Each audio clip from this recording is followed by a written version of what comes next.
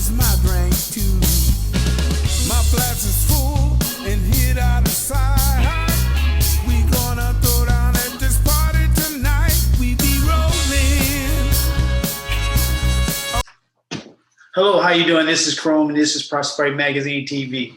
Like I said a million times, this is an international podcast about motorcycles and motorcycle club culture. And what we're going to try to do is bring the truth to this shit and have some fun and try to inform and inspire. Today is, this month, February, is Black History Month. And we want to salute William B. Johnson. He's one of the guys who first started a franchise in the actually 1920s. The Harley-Davidson Motor Company has reached out to them, and they started something really cool. And that's the reason why I ride the bike, and not because it's sexy. It's because it's heritage and it's an American tradition. It's funny because, we don't really know a lot, even though Harley-Davidson Motorcycle Company is a prestigious and a billion-dollar company. We don't really know a lot of African Americans who actually work there. Actually, I was fortunate enough about 20 years ago to go to the factory, and to my surprise, I saw at least 15, 16 black guys working in the factory building bikes. And actually, I was introduced to the senior vice president of human resources, was an amazing man named Howard Scott that actually let us interview him and let us come in the factory and take some pictures and do what we do. And that was, years ago when I was working on a documentary film project. Today is I'm here, and I have two young men who work for Harley-Davidson right now. Andrew, he's one of the guys. He works now as a mechanic, and he just loves it. He's just saying that he really loves it working there, and he's at the FAF Harley-Davidson in Toronto, Canada. And my other friend, Lorne, he's been a service manager for Harley-Davidson and actually worked on bikes for a few Harley-Davidson dealerships. Right now, he's not there now, but he's taking a hiatus because of COVID. But pretty soon, one of the Harley-Davidson companies dealerships will be fighting over to get his ass back and start wrenching again.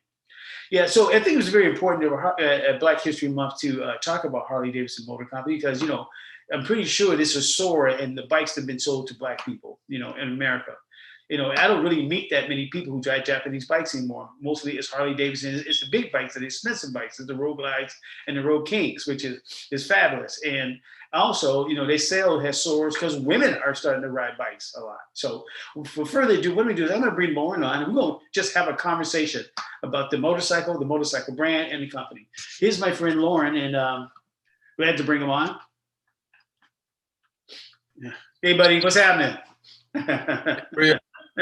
So this is Lorne, and they're both Canadian men and Andrew, who both work at Harley-Davidson. And what we're going to do is we're going to have some conversations about their experiences working for a company, this billionaire company, and that's about it. But anyway, first of all, we'll get to Lorne first. Lorne, tell me a little bit about yourself. I know you're a Canadian man, but you told me some amazing history about your family, and they've been here since the beginning, almost Canada. So tell me a little bit about it. Yeah, the background with me is obviously I'm of mixed race, but when people look at me, you can't really tell. It's hard to see what my background. People think I'm from all different, different countries, different places, but I'm half black, half white. So I was born in Canada. I've lived here my whole life. My parents, both of them, were born in Canada. So my mother's side is from Newfoundland, and my father's side from Nova Scotia. And the interesting thing is a lot of people would look at someone who's Canadian and think of a Canadian being as, a typical white person that's Canadian. So they don't look at me and think I'm a Canadian. They'll think, my background somewhere else. But the Nova Scotian side, the black heritage from my past goes back to about 1802 in Nova Scotia. So I'm pretty much as Canadian as you can get, but people don't really think of that when they look at me, right? Right. Because I know slavery. I know a lot of the people, black people from the U.S. Went to Canada in the 1800s, and I guess it's 1865 when they got the independence, whatever. But anyway, so with that said and done, yeah, you're a true Canadian. Because a lot of people ask me all the time, especially the American side. They said, I didn't even know black people lived in Canada and rode bikes. But then I don't want to break down the history to people because it gets tiring because I keep doing it and doing it and doing it. I'm so glad that you can help everybody out with this. Right. And Andrew, what's your background, brother? Explain why you're here, because the thing is, I always say, because people they take one look at it, so where you really from? Like, well, I've been here 40 years, but I'm from Chicago, but I migrated here in 1980, and I've been here ever since. So what's your deal? Like, Well, my parents were born in the Caribbean, in Trinidad and Grenada, respectively, and they moved here in the 70s and had me and my sister, so I don't know if that makes me more or less Canadian than anybody else, but I've been here. This is all I've ever known, and quite at an early age, I'd say I started seeing bikes around our neighborhood. I grew up in Brampton, and Brampton is a suburb of Toronto. right. Yeah. Mm-hmm. So I grew up there, and I guess as far as Harley goes, as a young kid, I'd see the local dominant in our area would do toy runs, twice a year in our area. And I lived, if you know where I lived at the time, it's a little nothing street, really, that nothing much happens on. And then, twice a year, all of a sudden, you have a pack of 150 Harleys rolling down, and it was something pretty influential to me. I remember at the time. So I that's how I think that was my earliest influence, really.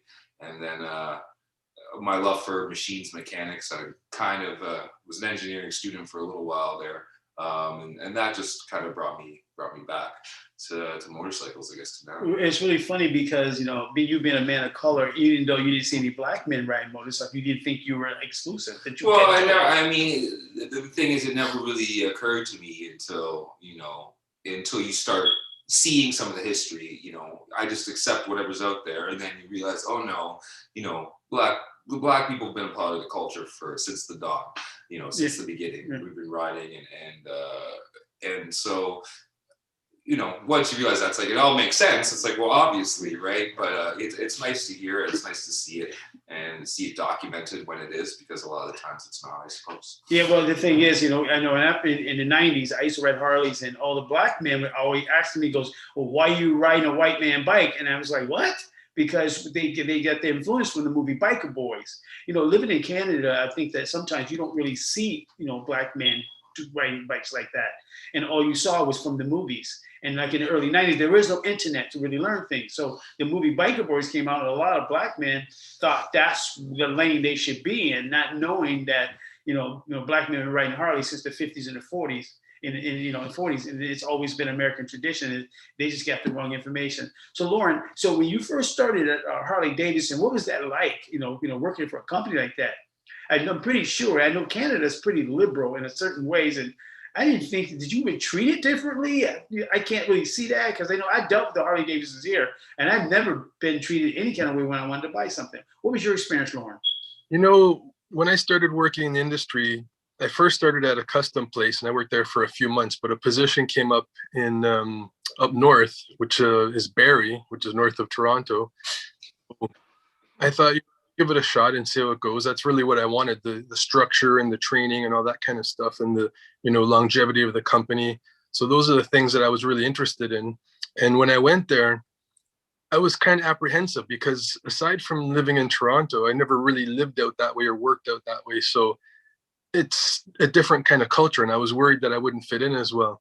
But when I went there, I never told anyone about my background, because looking at me, they had no clue, no idea where I'm from. And over time, I started to get a feel for the people that worked there. And the funny thing is, there was a guy there that, if you're being typical and you look at him, you think he might be like some kind of redneck guy and have, race problems and that. He turned out to be one of the best people I could ever deal with. He was an awesome guy. I love the people that I work with there. Everyone was just welcoming and very helpful. They treated everyone with respect, regardless of who it was. There'd be people coming in doing deliveries from, the city, different people, Indian people, black people, whatever it may be. Right. And they're, how are you? Nice to see you today. Come on in. And they just greeted everyone. So I was very surprised. It was very open-minded and just welcoming. It was great. That's so good to hear, because, it's funny, before I started this show, I called my brother up and I said to him, and he travels a lot through the U.S. with all the states. And I said, let me ask you a question. I said, have you ever seen any black mechanics dealing with Harley Davidson? And he says, not really, and not really. And find that really weird, how you have so many franchises across America, and there's no, he said he'd see the odd girl selling t-shirts, but as far as going in the back of the mechanics, he didn't really see that in a lot of states. And it's funny how Canada was so much ahead of that. And maybe I'm gonna ask Andrew, what do you think about that? Why do you think Canada was a little bit more open-minded, or they just fucking looking for mechanics? They don't give a fuck what you look like. Well, maybe there are a few differences in the States. I mean, if the media hasn't shown us that in the last decade or so, I mean, I think it's pretty obvious. I grew up in an area where it was everybody, every color, all mixed together, Benetton commercial. Right. You know what I mean? So the real like ingrained institutionalized racism that people talk about, I think I was spared a bit of that in my youth, and I'm thankful for that. And so I didn't have those expectations coming into the Harley world, nor did I really see it. And where I'm at, we have intelligent, very capable, competent people that, and that's what and in the biker world as well. I mean, you judge people on their merit. That's what matters, right? Your deeds, not your looks. So I mean, I've been fortunate that that's mostly what I've experienced, Yeah, and it's good for you because everybody didn't have that experience. A lot of people, they just want to ignore fuckery when they see it. Some people, and maybe you have a lot more tolerance than a lot of people. If you see it, you think that's what it is. You go, fuck this dude. I don't want to talk to him. And it doesn't bother you internally. But then too, it's like, some people said to me, they had some bad experiences in certain dealerships. And I said, well, I had bad experiences at Starbucks and Walmart. Does that make the whole country, the whole company, that? Because and tell me that Harley Davidson, they don't like this, they don't like that. And I'm saying is like, I need to bring that down a little bit so we can hear it. So the thing is, I don't think you can't blame a whole company about somebody with a franchise who got bad ill towards people of color. Now we have to move on, but I'm going to get back to that again. Harley, I always say the best two jobs on the planet is probably working at Harley Davidson and probably being a law enforcement officer riding a motorcycle. Just think about it. Because first of all, if I was one, I wouldn't pull nobody to do that. I just ride my bike all day and look at everybody and get off and do my 8 hours in and go home to my family. So what's it like, both of you guys, to tell me your experience working with Harley Davidson, working on motorcycles, something you actually love? Because today's times, people are not really doing what they love. They're doing things to pay their bills. So you actually go to work every day with a smile on your face. So I'm asking Andrew, what's that like to go every day and with a smile on your face? Me? Yeah. I mean, there's something about a Harley. I think most people watching this probably understand. It's something about the fit, the finish, the performance of the machine. That's every bike I work on, I develop a personal relationship with, and I'm proud to put that motorcycle in better condition than when I touched it. When I first touched it, and I mean, if you take pride in stuff like that, in your work and your cleanliness and doing things right, and also preserving the safety of your customers, then there's an endless amount of fulfillment. But it's a job too. There's stressful times. It's not all gravy, but if it's something you're passionate about, to anybody out there who is also in the field, it's worth it at the end of the day. You hold your head up high. Okay, Lorne, how about you, brother? I wanted to go back a second to when we were talking about the police bikes, and something that I wanted to ask Andrew in regards to that. The thing that blew me away, and I had no idea when I started in the shop, was that we actually serviced those bikes. Yeah. So the bike and the police bikes were there, and I'm thinking, oh, maybe they have a designated person working on those police bikes because the trust issues and whatever, right? But they just gave it to anybody, and I was in there thinking, that's nuts. Like, I can't believe we're working on police bikes. That's so cool, right? And then you get after. So it was just interesting. You get to go out on a police bike, test ride it. Of course, you can't be putting on the lights and stuff, but whenever you're on the road. No, you never do that. Move, they scatter, like, oh, who's behind me? They think it's a cop. So are those bikes, they're like faster than the standard bike? People say that, like police cars are faster. Are they faster?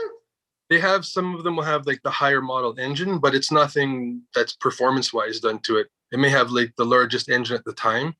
So yeah, but it was interesting working on them and then riding them. Did you feel that, Andrew? Yeah, I do remember my first police bike test ride, and it is a weird feeling, but at the same time, I'm taking things pretty seriously. I was taking things pretty seriously at that moment. It's like everything else, it's not a joke, and so I was I have so much respect for some of our officers in this area. So once again, you just try and do your best, and not freak too many people out on the highway. People call the police station. We have a stolen motorcycle. But anyway, I want to say for both of you guys, it's like, so when you motorcycle, I know myself, I started around 8, 9, 10 years old riding mini bikes. Now, did you guys grow up on a farm, or did you have dirt bikes when you started, or did you started it later in the years as an adult? For me, it was a little bit. Oh, sorry. For me, when I was about, say, 7 or 8, I used to visit some cousins that lived up north in an area called Owen Sound, and they had dirt bikes there. And then there was near Sabo Beach, there was a dirt bike track when I was a kid. So we learned to do that and zip around on the dirt tracks. But I couldn't actually ride until later in life. I didn't have, a place to put a bike or the financial stability to have one. So I didn't start riding until I was like 32 years old. Wow. So yeah, so I'm probably a little older than you might think, but I've been riding for about 17 years. And before that, just no opportunity to have one or to store one, really. And brother Andrew, you? Yeah, I mean, same thing. I had a few, friends with cottages who had, little dirt bikes, little Suzuki's and stuff. But it wasn't until really in my 30s, I had been on a one career path for quite a long time, and that changed. And all of a sudden, I really started thinking about what it was I wanted to do in life, and ended up buying a Honda Magna and tooled around with that a bit, and just ended up tumbling into the industry that way. I think that a lot of people in Canada always say this because they start late because bikes were so expensive. I was talking to the Dragons, and he told me his first bike, he spent $85 on it. I said, wow. His first bike was $85, and he fixed it up. And two is here. It's like, the hot rod culture is not really here like it is in other places like the U.S. I was telling a friend from South Carolina, I was telling her, I said, most of the guys in my club, a lot of them, that there's no black biker community here because a lot of black folks are not in hot rod culture. And she was like, what? I said, they're not really, because I said, hot rod culture is an American culture. Motorcycle, all this stuff is an American pastime. And I think here is a lot of the people here don't really, embrace everything about North America. They embrace some things, but it takes a while because, a lot of the people from Caribbean are very conservative. And they tiptoe and they put the toe in just a little bit to see what it's all about, then they embrace it. And that's why a lot of the guys in my club, I had guys in my club who start riding motorcycles at 40 years old. And I found that really weird. But then too, I understand there was never a culture here, a hot rod culture. There is among white folks and not among black folks. And they still trying to figure out after 50 years where they fit into all this. And now the younger generation is cool that, they found something they love. Mm-hmm. I'm going to get back to Harley Davidson again because I find that their company very fascinating. And it seems like to me that's the company that's only reached out to people of color because I did a documentary film with some people years ago, and the Asian companies wouldn't talk to me. Kawasaki, Suzuki, and Honda didn't really want to talk to me, but Harley Davidson reached right out and invited us with welcome arms. Says, you want to do a documentary and you want to talk about the black biker experience since the 50s? And this lady on the phone was a white lady, and she knew all about the Dragons and everybody, and I found that fascinating. So we flew down there, and they actually helped us out and paid for our meals and everything, and they were delighted that we could tell their story, tell an American story. And when I was saying to one of the women that, I didn't understand why the Japanese companies didn't want to talk to, she goes, because that's not an American story. They're an Asian company. Why would they talk? I said, yeah, I guess you're right. I never looked at it like that. But Harley Davidson, I think that, today, and I've always said that, that's one of the reasons why I ride the motorcycle. Now, a lot of people say to me, you should switch to a Gold Wing and all that. That shit ain't me. That bike ain't sexy enough for me. I don't care what you do with it. It still looks like a Gold Wing. But anyway, my friends, I want to say this to you guys. It's like, you have the experience working for Harley Davidson, which is an amazing thing. It made you jump on board this lifestyle, because riding a Harley Davidson motorcycle is more of a lifestyle as anything.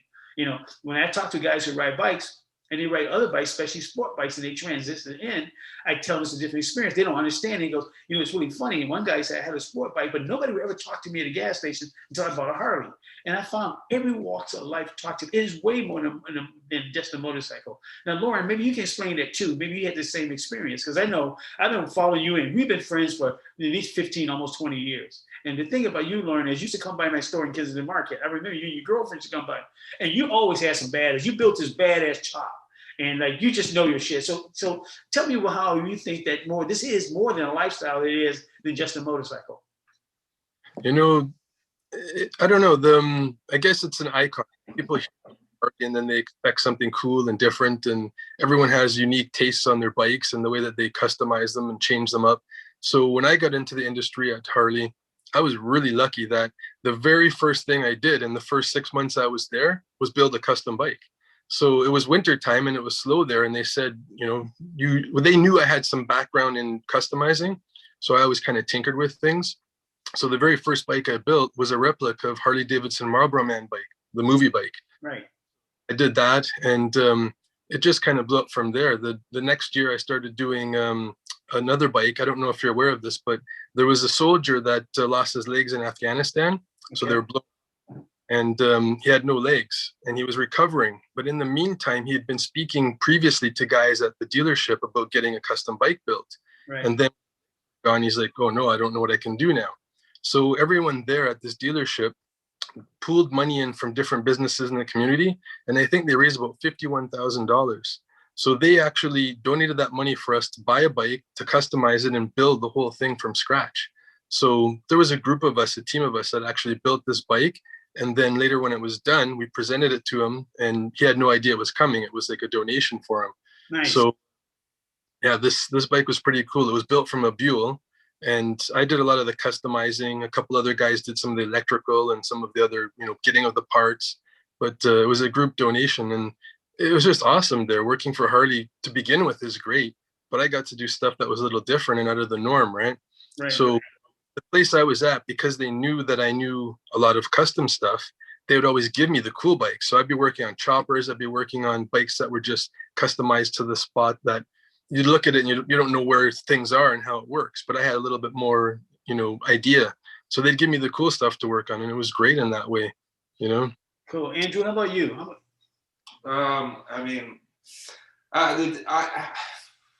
Let's see. The current place I've been there for about 7 years, and I don't know if this is sad or different, but nowadays the dealership mentality has moved more to service and re. Right. Yeah. Perhaps it's not like there's not as much custom and modification work as there used to be 20 years ago, and it's makes more reliable things for Harley and liability. But I haven't. How many custom choppers have I built? Not many. But that's always that's. But it's still that is my job. Every Harley I've yet to see a Harley that wasn't custom in some way. Right. So even though I'm not, I wouldn't exactly call myself a bike builder per se. More of a mechanic. That's all the skills are related.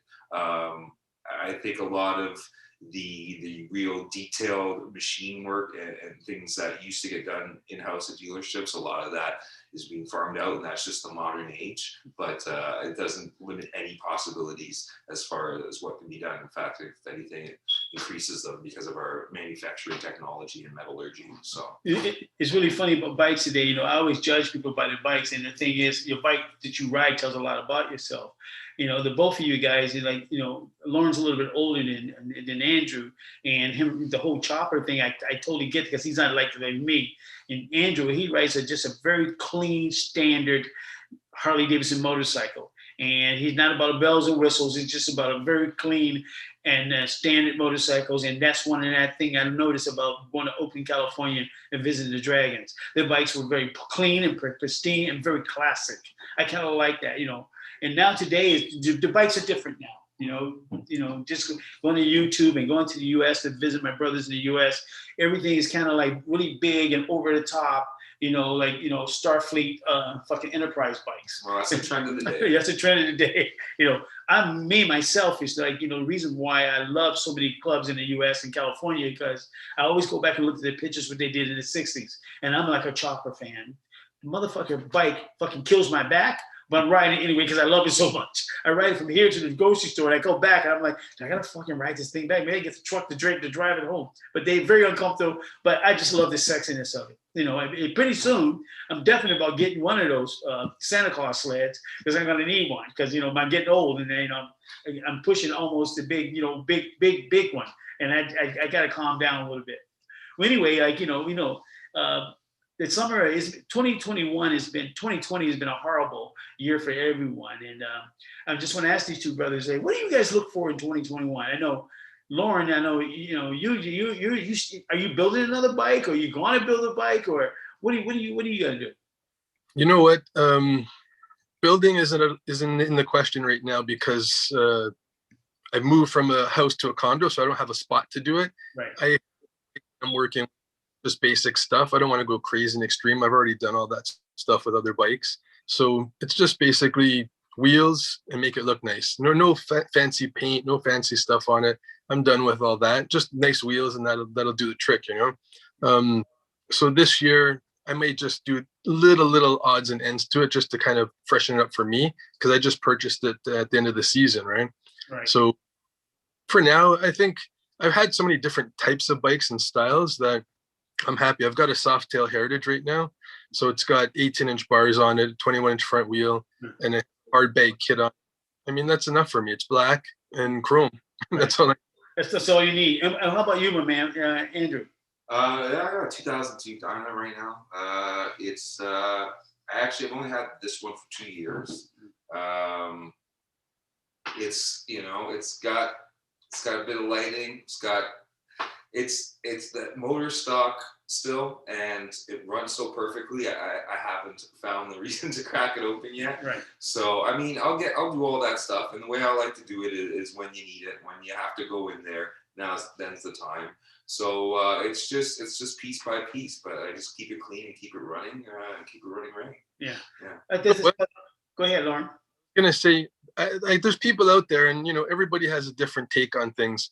But there's guys that are putting turbo systems on these bikes. I've done it myself for customers. All this money to make it fast, but I don't get it. To me, it's about looking nice. I want it to look good.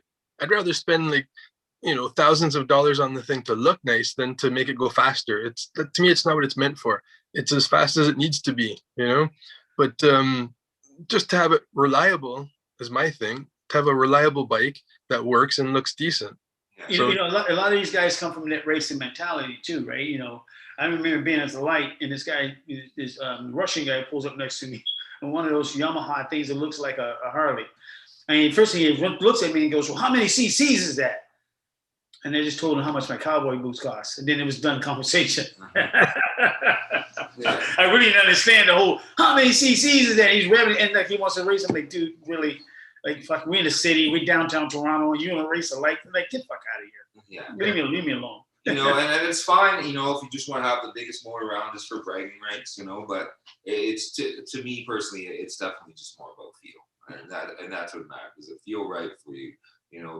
When you get on, is it you? Does it ride right? Does it do what you need it to do? And then you just work on the little stuff. But everybody's different. What can I say? Yeah, everybody's different. Everybody has, I don't have any opinions of anybody. Do what you want to do. It's your bike. That's how you see it. That's where you want to do it. Put a big engine in, put a small engine in, whatever floats your boat. I know myself is I'm trying to get home every night to my family.